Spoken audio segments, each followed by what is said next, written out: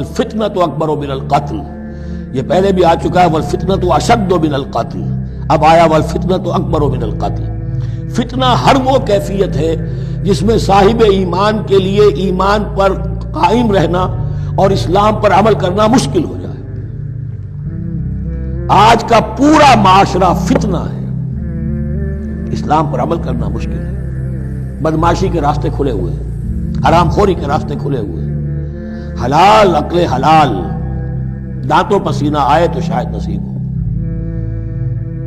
شادی کے نکاح کے راستے بند کیے ہوئے ہیں، یہ شرطیں ہیں اور یہ شرطیں ہیں اور یہ شرطیں ہیں اور یہ ہے اور یہ چیزیں لازمی ہیں، اور زنا کے راستے کھلے جائیے۔